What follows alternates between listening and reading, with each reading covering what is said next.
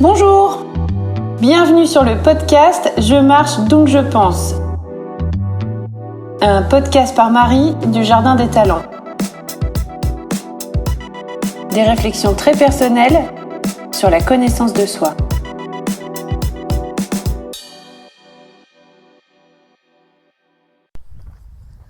Hello, bienvenue sur ce deuxième épisode de la saison 2. Alors, chose promise, chose due, je vous ai dit que je vous parlerai du mode survie. C'est une notion qui revient à plusieurs reprises dans mes podcasts et c'est quelque chose que je découvre avec un peu plus de détails depuis que je m'intéresse un peu plus aussi en détail à certaines choses.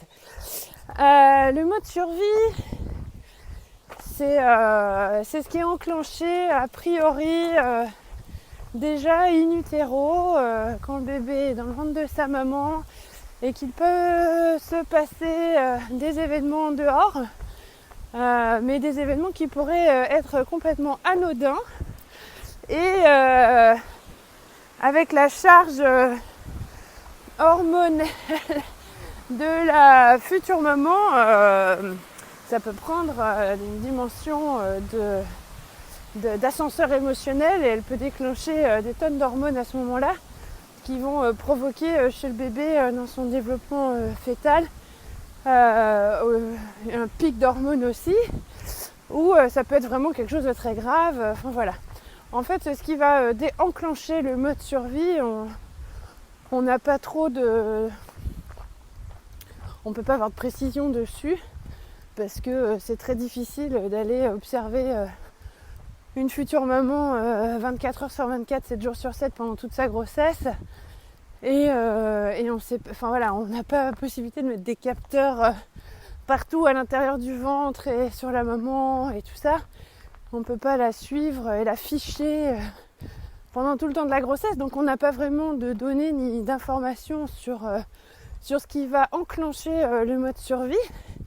Mais ça a des conséquences derrière et ça peut être aussi activé entre le moment de la naissance et les 2 à 3 ans du tout petit.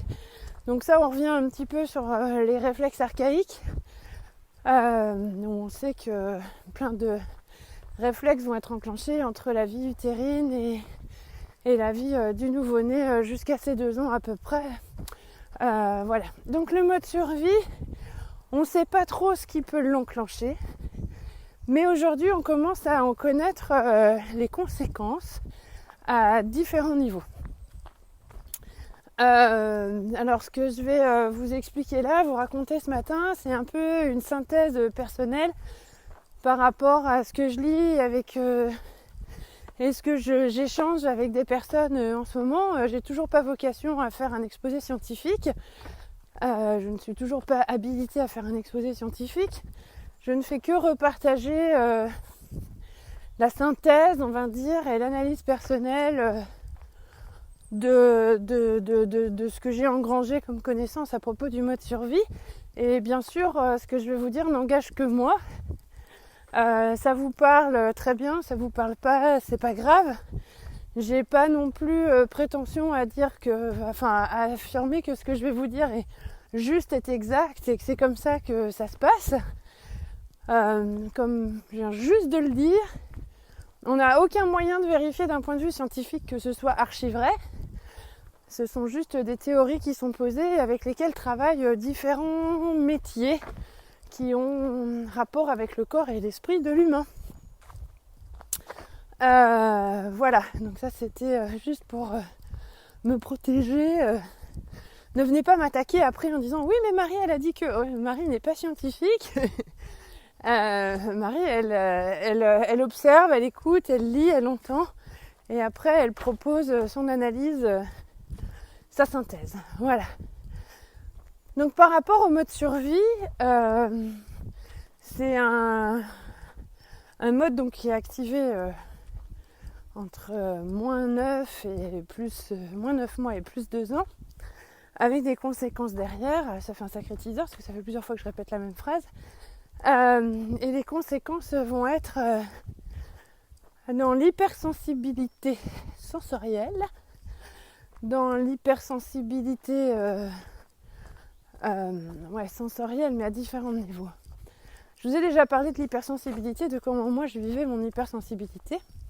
Ça, c'est dans la saison 1. On sait aujourd'hui, par rapport aux réflexes archaïques ou autres praticiens et autres techniques, que ce mode survie, que cette hypersensibilité est liée au mode survie. Par exemple, sur l'hypersensibilité auditive, on sait que ça vient du mode survie. On imagine... Ah oui, non, j'ai oublié un point important. Je suis déjà arrivée au moins au premier tiers du livre Sapiens. Je ne sais pas si vous connaissez le livre Sapiens de Yuval Harari. Voilà, il me manque un bout. En fait, la théorie de Harari, qui est un philosophe israélien, j'espère ne pas me tromper, il va falloir que je fasse un erratum sinon en bas.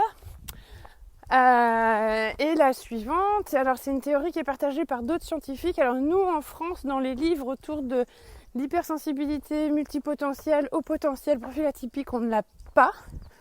Mais j'ai échangé avec une amie turque cet été qui lit en turc et en anglais et en flamand. Et elle avait trouvé cette info dans les bouquins qu'elle avait lus. Elle m'a parlé d'un spécialiste des hauts potentiels polonais qui partage cette théorie-là. Donc je vous l'expose. Après, vous en faites ce que vous voulez. Moi, elle me parle et elle me convient. Et elle me satisfait à l'intérieur. Donc je la prends pour vraie. C'est comme ça que j'envisage aussi les théories, c'est à savoir est-ce qu'elles résonnent de façon positive à l'intérieur de moi ou pas. Et si une théorie résonne de façon positive à l'intérieur de moi, c'est qu'elle me convient et donc elle est acceptée par mon âme et mon corps. Et donc du coup, pour moi, elle est vraie. Donc je reste dedans. Si une théorie résonne de façon négative, dégage de la colère ou de la frustration ou de la tristesse ou je sais pas, et que vraiment je me sens en position de rejet, cette théorie ne me parle pas, donc pour moi, elle n'est pas vraie. Alors pour vous c'est pareil, je vais vous exposer des théories et puis si ça résonne de façon juste, si ça vous fait pas, si vous vous sentez en accord, et peut-être que cette théorie vous convient et que pour vous elle est vraie. Donc dans le livre Sapiens, Harari revient sur la première ère de l'humanité, donc Néandertal et Sapiens, Homo sapiens. Et il explique que Néandertal n'a pas pu survivre parce que Sapiens l'a détruit.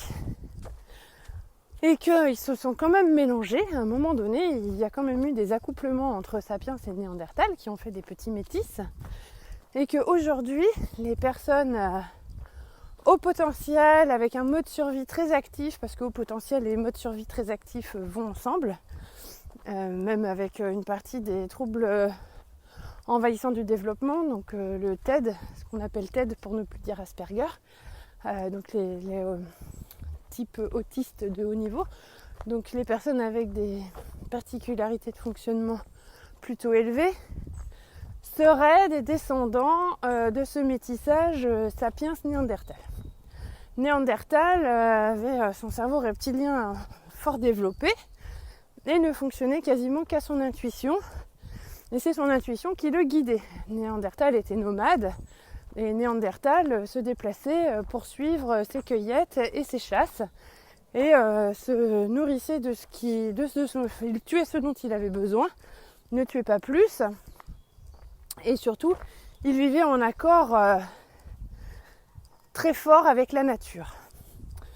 Sapiens, lui, avait une partie raison beaucoup plus développée. Et ce que Harari explique dans Sapiens, c'est que pour une raison absolument inconnue, Sapiens a commencé à vouloir dominer la nature, ce qui nous mène là où on est aujourd'hui, alors qu'à la base on n'en avait pas besoin de faire ça. À la base, Néandertal était parfaitement heureux dans son monde et pouvait très bien, on aurait pu continuer à vivre des millions d'années encore comme ça, parce que Néandertal a vécu pendant des millions d'années, et sans évoluer parce qu'il était en parfaite harmonie avec la Terre. Et c'est l'arrivée de Sapiens Alors sur l'arrivée de Sapiens, j'ai pas tout suivi non plus, comment Sapiens a pu émerger. En tout cas, ils sont pas nés au même endroit, Néandertal et Sapiens. Ils sont pas nés dans les mêmes conditions, ils sont pas nés au même endroit sur la planète. Et donc Sapiens, pour une raison inconnue, s'est senti la mission de dominer la nature.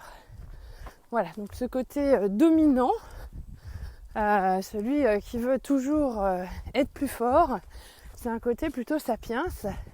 Et donc aujourd'hui, si on en est dans le monde où on est aujourd'hui, c'est principalement la responsabilité de Sapiens qui veut se prouver à lui-même qu'il est capable de tout maîtriser. Alors là, je fais ma petite parenthèse, c'est que dans son 3e opus, Harari parle du futur et Sapiens va quand même se faire défoncer par l'ordinateur quantique et les robots, donc la guerre des étoiles c'est bientôt. Et là, c'est dommage que le premier Sapiens ne puisse pas rencontrer le dernier Sapiens. Bon, ils auraient une grande discussion à avoir, je pense.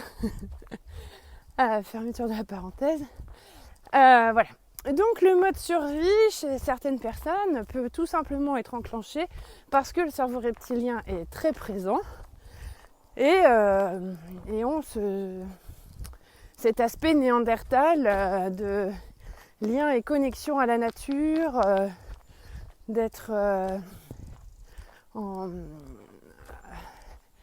le lien c'est avec l'hypersensibilité. Pour moi dans ma tête c'est hyper clair à expliquer, c'est plus difficile.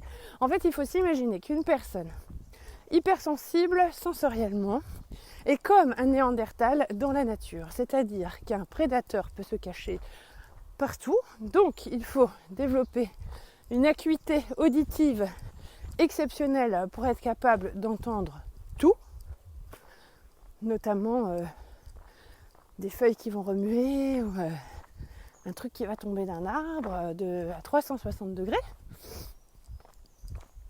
Une acuité visuelle également hors norme afin de pouvoir percevoir les prédateurs au loin, prédateurs ou ennemis. Sachant que Néandertal à la base n'était pas particulièrement bagarreur ni possessif, c'est l'arrivée de Sapiens qui a commencé à lui causer problème. Sapiens était plutôt bagarreur lui. Et donc voilà, ça c'est le postulat de base, que le cerveau reptilien va être très très fort chez les personnes hypersensibles sensoriellement.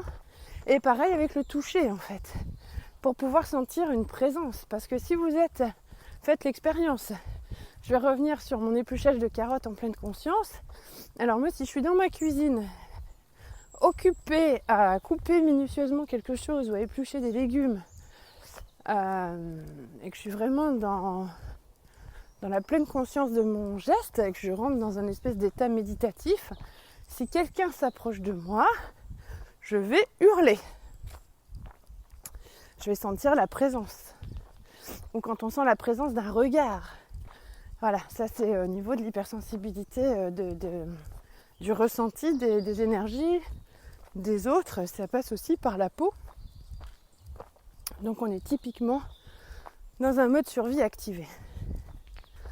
Alors, chez nombreuses personnes, ce mode survie n'est pas très fort. Il y a plusieurs options. Soit c'est par un choix délibéré, inconscient bien sûr, que pour sa propre protection. Donc c'est un mode survie qui cache un autre mode survie. C'est un peu compliqué ce matin. J'aurais peut-être dû faire des dessins. Comme une noix. La noix, le fruit, elle est enrobée dans sa coquille en bois. Et autour, il y a encore une peau très épaisse. Donc des personnes chez qui le mode survie va être peu enclenché, il peut y avoir la théorie de la noix. C'est-à-dire que leur mode survie néandertalien, le cerveau reptilien, va être la coquille en bois de la noix. Et par-dessus, ils rajoutent une grosse épaisseur, un gros manteau tout autour et passent pour des insensibles parce que s'ils laissaient approcher leur sensibilité, enfin s'ils se laissaient prendre au jeu de la sensibilité, ils auraient l'impression d'être en très grand danger. Donc ils vont mettre une grosse coquille, des remparts, des douves, enfin tout ce qu'il faut autour là pour vraiment se protéger. Et alors on a l'impression que ces personnes ne sont pas du tout dans l'hypersensibilité et que ce sont un peu des bulldozers, quoi, des gens là qui avancent là, ils écrasent tout sur leur chemin, ils regardent pas ce qu'il y a autour. Bon, ça c'est leur mode survie à eux, mais c'est le mode survie du mode survie. Parce que à la base c'est quand même plutôt normal d'être en mode survie. Parce que Néandertal a vécu des millions d'années et nous, quelque part, ça fait pas longtemps qu'on existe sur l'échelle de l'humain. C'est un truc que j'adore faire régulièrement, c'est regarder une grande frise chronologique et de me rendre compte que finalement, on n'est même pas de la taille d'une fourmi sur l'histoire de l'humanité. Et là, ce qui est en train de se passer en ce moment, où d'une année à l'autre, tout évolue à vitesse grand V, à l'échelle de l'humanité, c'est rien, quoi. C'est un nanomillimètre, enfin c'est rien du tout. Et donc notre cerveau, lui, il n'a pas le temps de s'adapter à la vitesse à laquelle on évolue. Et donc on reste encore quand même très très proche de notre cerveau reptilien et de Néandertal finalement, parce qu'apparemment on aurait tous un peu de génétique Néandertal à plus ou moins grande dose. Donc voilà, il y a ce profil-là de noix, je vais les appeler les noix, ceux qui se sont mis un gros manteau. Après, il y a ceux chez qui sûrement le cerveau reptilien n'est pas très développé, qui sont ce qu'on pourrait avec peu d'humilité, appeler la chair à canon. Une grande majorité de personnes qui vit et qui n'est pas forcément dans le questionnement, la réflexion, ni dans l'hypersensibilité, qui va pas trop réfléchir à ses actes. Ça représente quand même une très grande partie de la population et justement Harari dans son 3e opus est assez inquiétant sur le sort de cette population-là, en disant que l'on est en train de créer une population inutile et qu'on ne va pas savoir quoi faire de ces personnes qui n'ont finalement que peu de valeur ajoutée pour l'évolution de l'humanité. C'est ultra horrible, c'est pas du tout des propos qui me conviennent, mais alors malheureusement c'est un peu la réalité des choses. Donc voilà. Et puis viennent les hypersensibles, les bisounours, ceux pour qui le cerveau reptilien est presque plus handicapant que aidant. Ceux pour qui c'est difficile de vivre avec cette hypersensibilité et pour qui le mode survie est vraiment un très gros fardeau parce qu'ils n'ont pas eu cette capacité d'adaptation et ils n'ont pas réussi à revêtir la double coquille de noix. Chez eux, c'est difficile de construire cette deuxième peau. On va dire que ce sont les personnes les plus vulnérables émotionnellement et psychiquement. Je sais pas, j'invente des mots ce matin. Non mais voilà, les personnes les plus vulnérables émotionnellement, celles chez qui le mode survie est profondément un problème.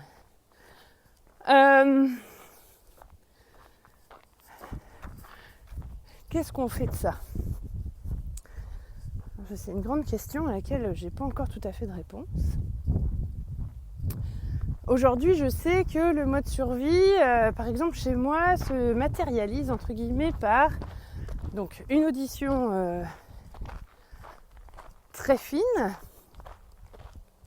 Alors maintenant que je sais que ça vient du mode survie, quand je suis dans une situation où j'ai du mal à différencier les différentes sources de bruit, que j'ai l'impression de n'entendre qu'un brouhaha, j'enclenche le bouton mode survie.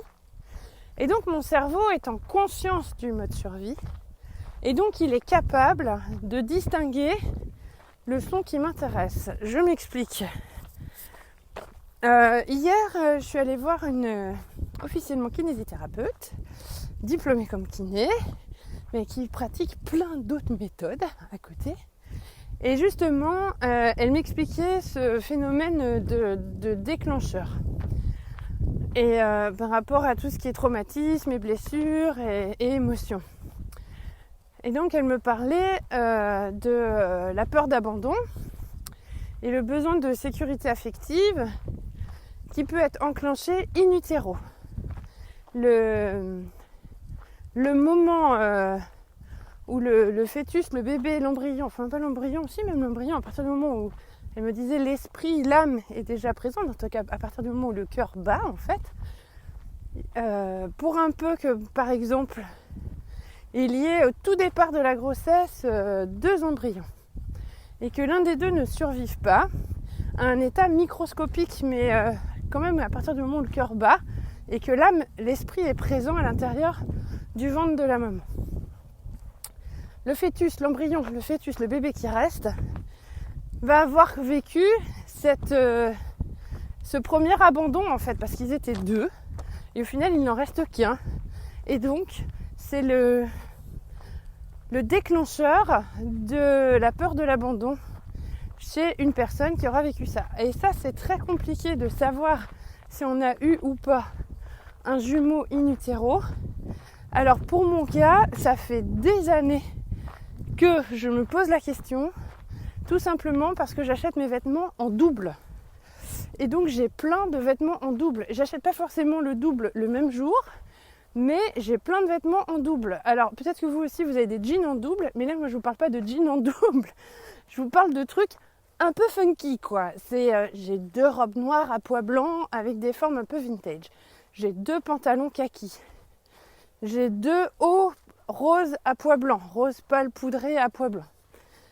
J'ai 2 gilets noirs qui vont bien ensemble. J'ai 2 paires de chaussures rouges. J'ai 2 paires de chaussures dorées.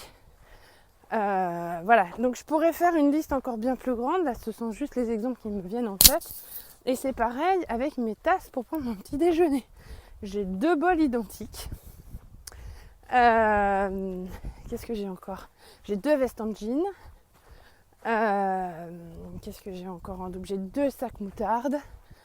Et alors c'est des... Bonjour. C'est des petits détails comme ça qui peuvent paraître complètement anodins. Mais mis au bout les uns des autres, on se rend compte qu'il y a un truc bizarre avec ça. Et donc hier, la kiné à un moment donné me dit est-ce que vous achetez vos affaires en double ?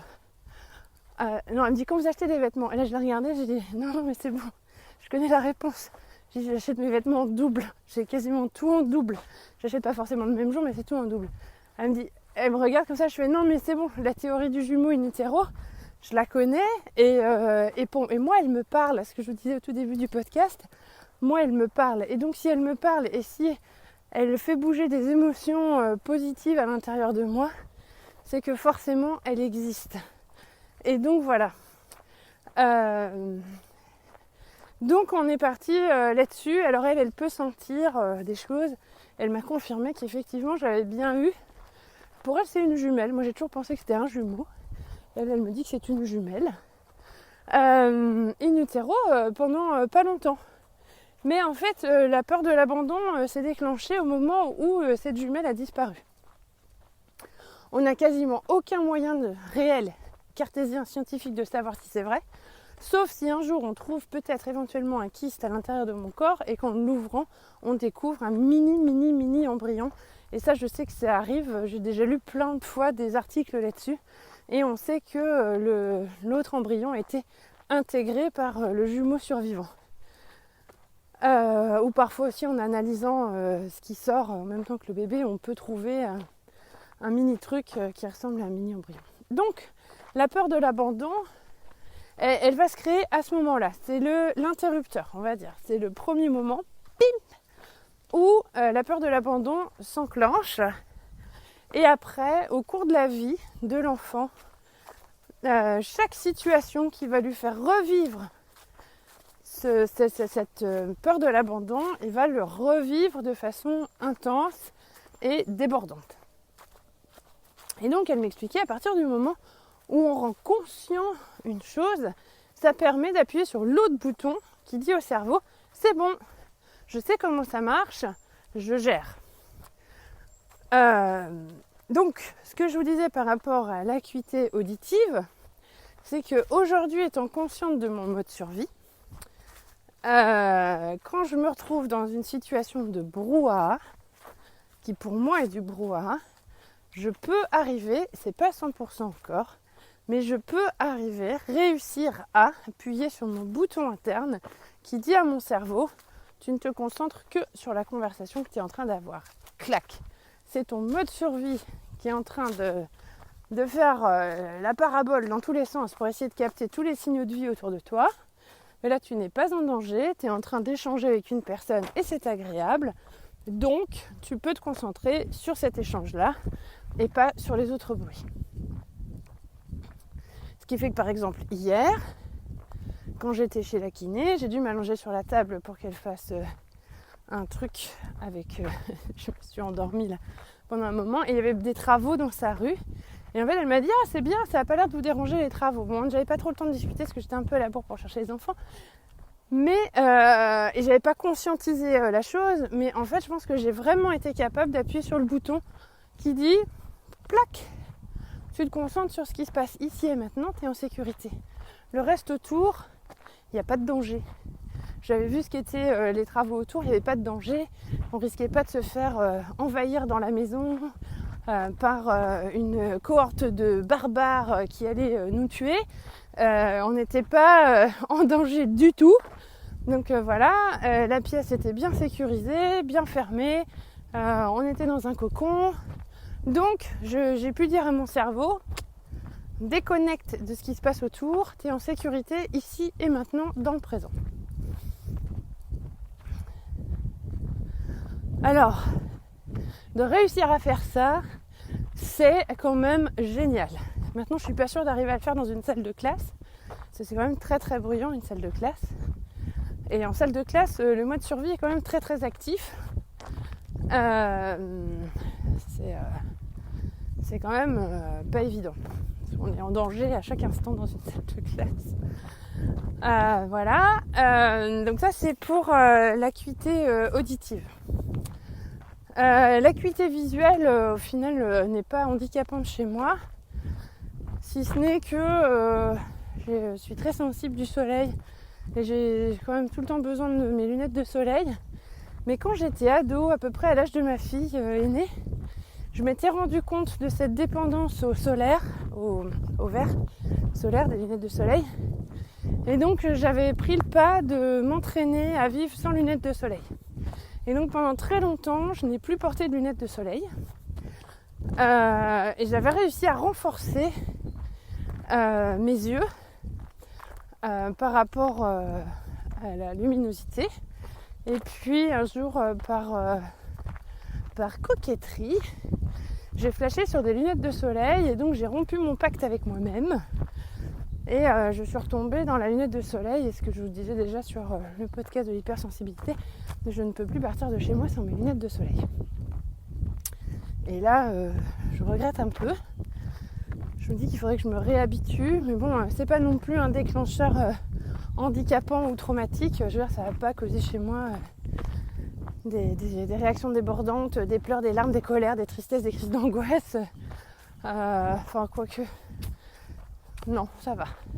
Bon, je vais pas être confort, mais ça va aller. Le mode survie, donc aussi, ce que je vous disais en début de podcast, c'est aussi par rapport au toucher, à la sensation des présences.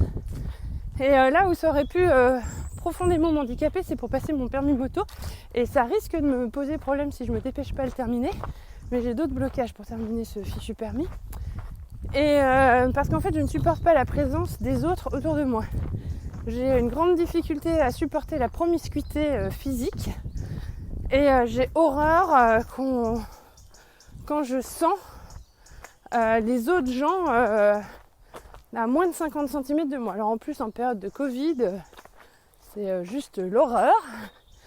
Mais voilà, ça fait partie du mode survie. Ça, c'est en discutant avec notre praticienne préférée en réflexe archaïque qui m'a dit ça vient du mode survie.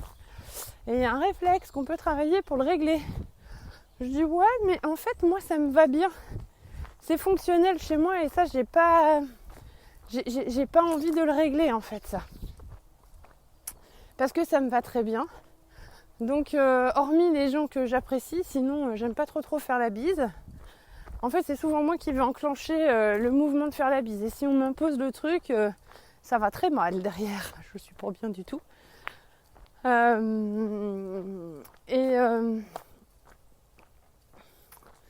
Et voilà. Mais là, par contre, j'ai pas réussi à trouver le bouton qui désenclenche le truc. Pour le moment, ça reste actif. Je sais que c'est mon mode survie, que c'est lié à ça. Et j'ai pas trop envie de le désactiver. Donc je le garde actif en moi. Je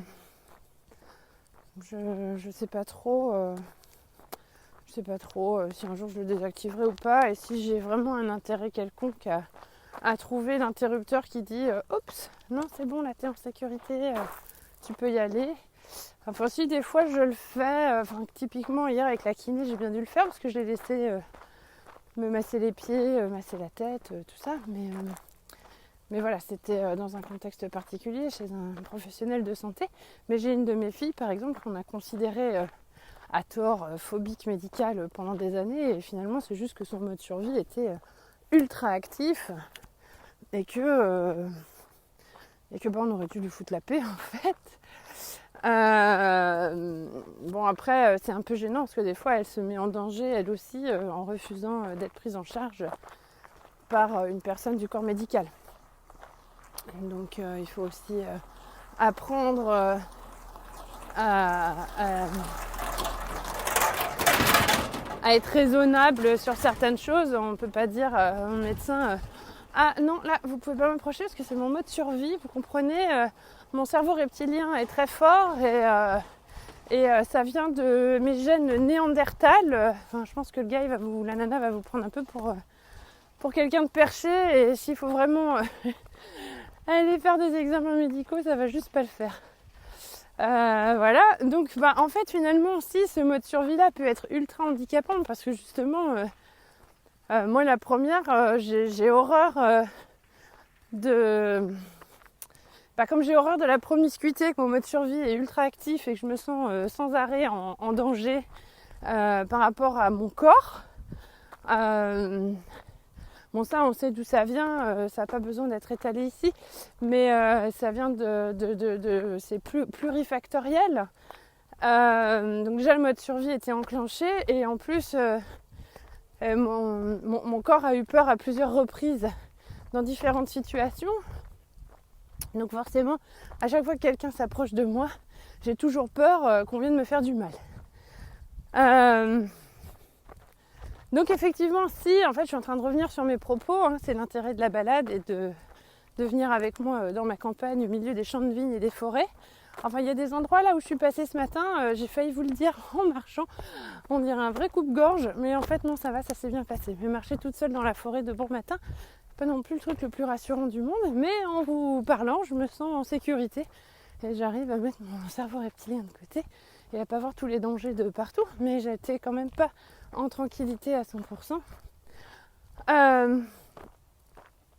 Et donc voilà, ce mode survie peut être vraiment dangereux si on n'accepte pas de se faire ausculter ou de se faire soigner ou d'avoir recours à des pratiques médicales pour être soigné. Chez moi, c'est très compliqué. Ce mode survie étant tellement enclenché, je pense que mon cerveau reptilien étant tellement fort que j'ai du mal à prendre des médicaments. J'ai l'impression de m'empoisonner à chaque fois que je dois prendre un médicament. Parce que c'est une substance, je ne sais pas ce que c'est, ça sort pas de mon jardin. Ça sort pas d'un animal, c'est pas un truc naturel. Ça n'a pas l'air d'être de la nourriture, ça ressemble pas à une tomate, ça ressemble pas à une carotte, ni à une aubergine. C'est un truc bizarre. Voilà, mon reptilien, il n'aime pas trop. Et après, il faut attendre pour voir les effets. Et ça, je n'aime pas non plus. J'ai vraiment toujours l'impression que c'est du poison. Donc pour arriver à me faire prendre un médicament, il faut vraiment... Mais alors, vraiment que j'ai pas le choix. C'est très compliqué pour moi.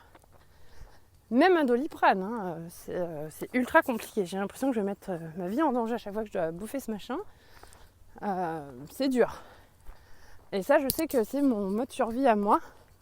Parce que mon mode survie ne fait que je ne mange que des choses que je prépare à manger. Je n'ingurgite que des choses que je prépare à manger. Et j'essaye de prendre la base de mon alimentation seulement dans des endroits où je sais que ça aura été produit dans des bonnes conditions. Donc en gros, on mange beaucoup du regroupement de producteurs. J'ai mes voisins qui me donnent beaucoup de légumes. Pour la viande, on en mange encore, c'est un peu plus compliqué. Mais voilà, on essaye de pas trop manger de produits transformés. Enfin, il y en a très très peu chez nous. Et justement parce que mon reptilien à moi est trop fort pour pouvoir manger du plat préparé. Quand ça m'arrive de ne pas avoir le choix, je dois vraiment entrer en méditation pour faire accepter à mon cerveau d'ingurgiter un truc qu'on ne sait pas d'où ça vient et qu'on ne sait pas ce qu'il y a dedans et qu'on ne connaît pas trop la recette chimique. Voilà. Bonjour. Donc c'est pas simple. Donc ça c'est le rapport aux médicaments. Et par rapport aux soins, à partir du moment où on va avoir accès, s'il faut toucher mon corps à n'importe quel endroit, hein, le pied, l'oreille, la tête, le cou ou autre, j'ai toujours peur.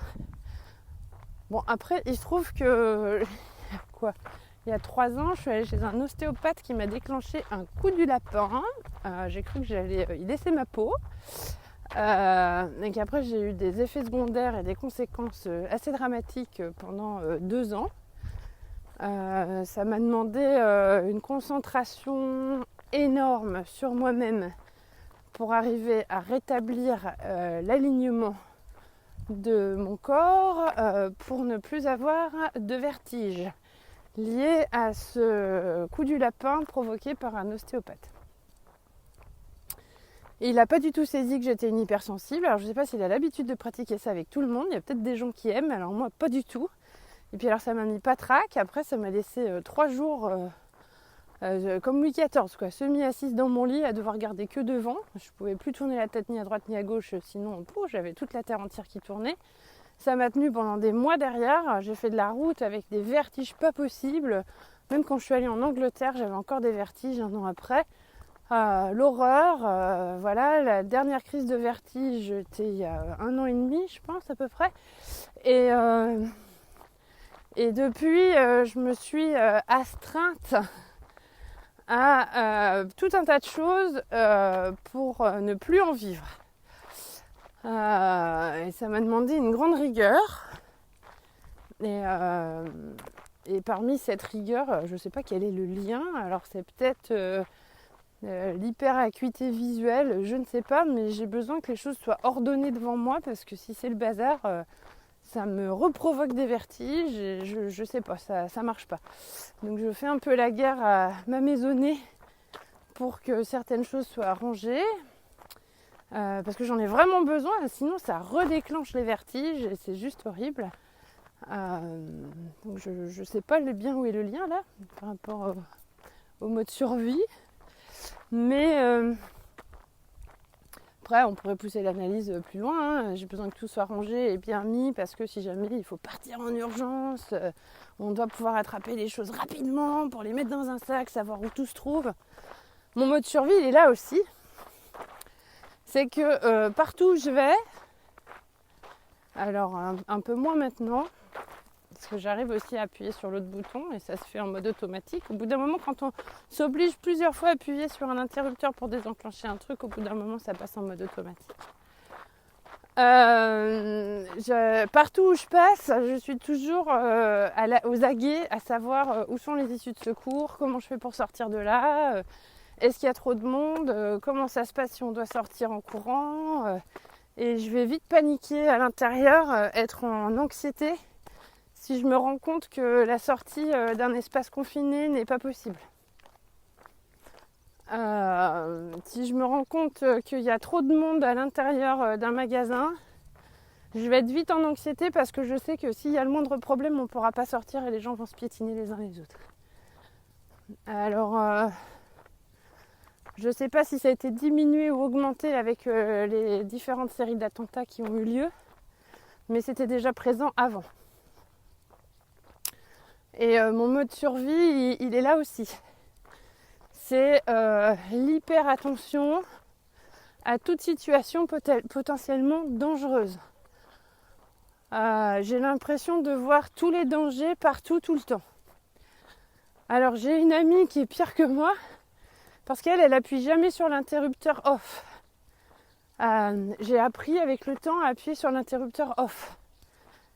Et mon compagnon est pire que moi aussi là-dessus. Et lui non plus, il appuie jamais sur le bouton off. Et quand il voit un danger, il le dit systématiquement. Ce qui peut être très très relou. Parce que finalement, je me suis rendu compte avec les enfants, c'est peut-être le fait d'avoir 3 enfants qui ont déjà fait plusieurs séjours aux urgences pour diverses raisons mécaniques, trauma crânien, point de suture, et re-trauma crânien et re-point de suture. Enfin, on a fait pas mal de passages aux urgences pour ces raisons-là. Et de me dire que finalement la vie peut continuer malgré tout ça.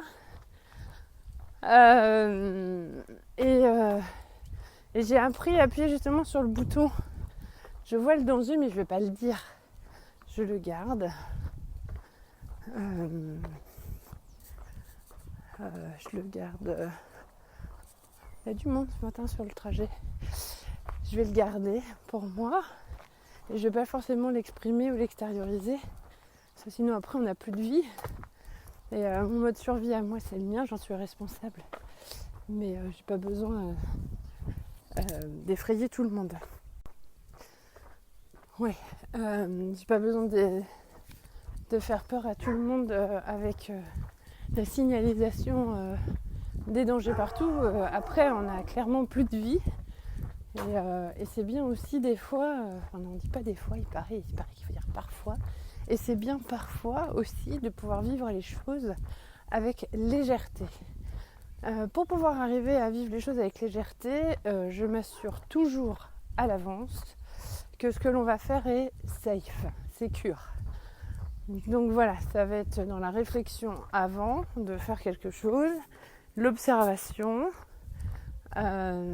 l'anticipation et par exemple quand je suis partie en road trip avec les filles,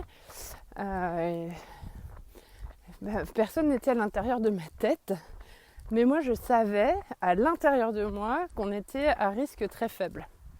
Parce que j'avais anticipé tous les cas de figure possibles et j'avais préparé toutes mes réponses possibles à tous les cas de figure possibles.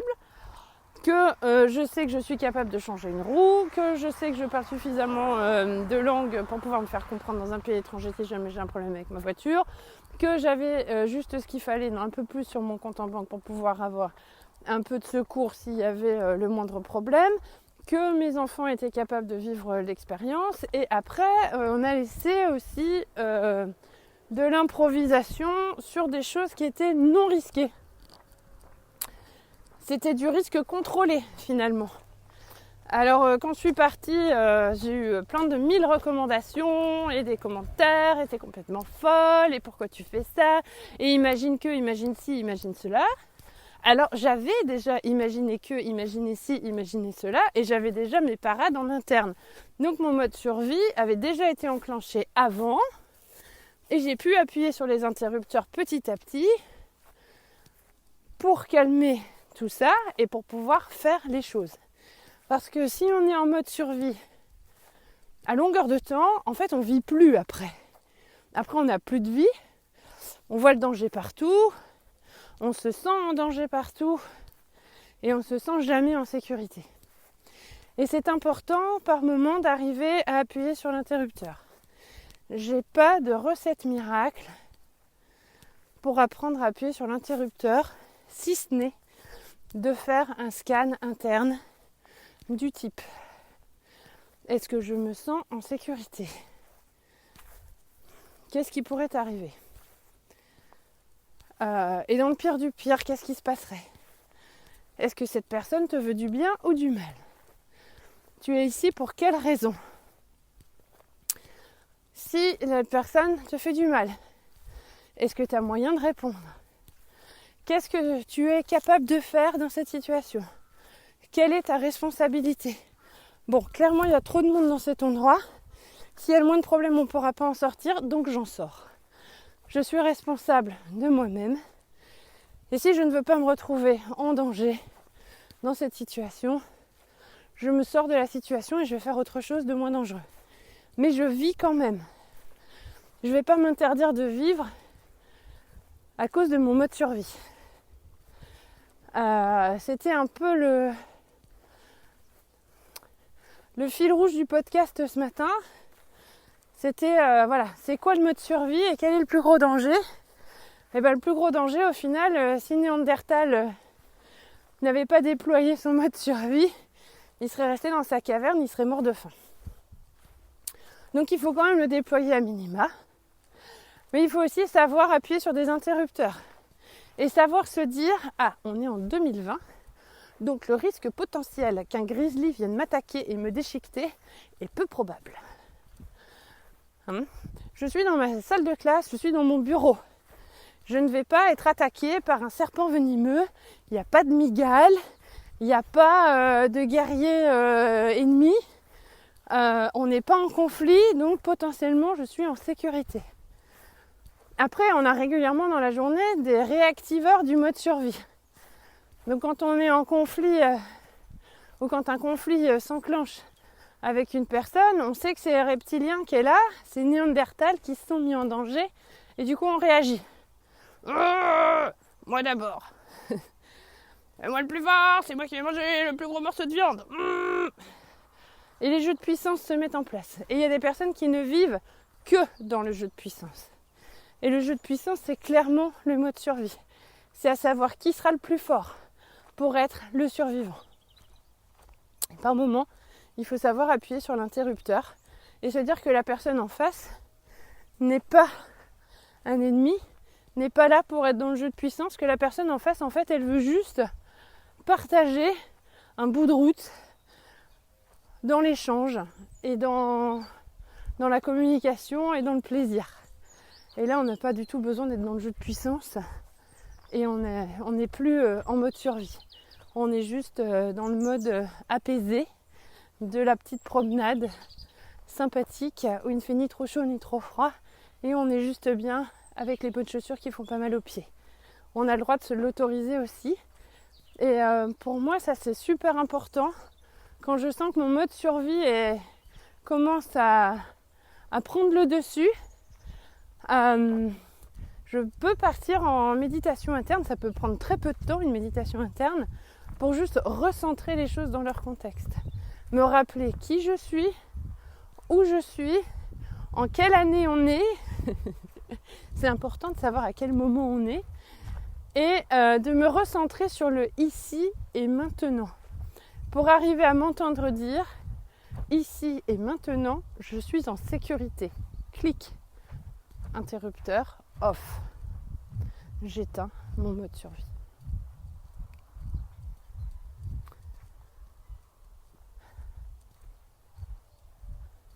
Je vous laisse un petit moment pour réfléchir. Est-ce qu'il y a des moments dans votre journée, dans votre vie, où vous avez la sensation de vous recentrer sur l'ici et maintenant et d'appuyer clic sur l'interrupteur. Alors, juste pour terminer ce podcast, on va parler un peu des enfants. On sait aujourd'hui qu'un enfant hyperactif, pas forcément TDAH qui est vraiment un diagnostic pathologique, mais les enfants hyperactifs, qui vont avoir besoin d'être tout le temps en mouvement, qui sont tout le temps en mouvement, sont des enfants dont le mode survie est actif H24, 7 jours sur 7, qu'il faut les ramener dans l'ici et maintenant et la sécurité pour justement pouvoir trouver comment les apaiser. Il n'y a pas de recette magique. Enfin si, je peux vous envoyer chez ma kiné. Pour ceux qui habitent dans le coin, en Charente-Maritime, je peux vous donner des coordonnées. Elle sait vous ramener dans l'ici et maintenant. Mais où j'ai aussi ma copine qui fait les réflexes archaïques, qui peut aussi vous ramener dans l'ici et maintenant. Elle fait aussi d'autres techniques. Voilà, donc en Charente-Maritime, j'ai des adresses à vous donner.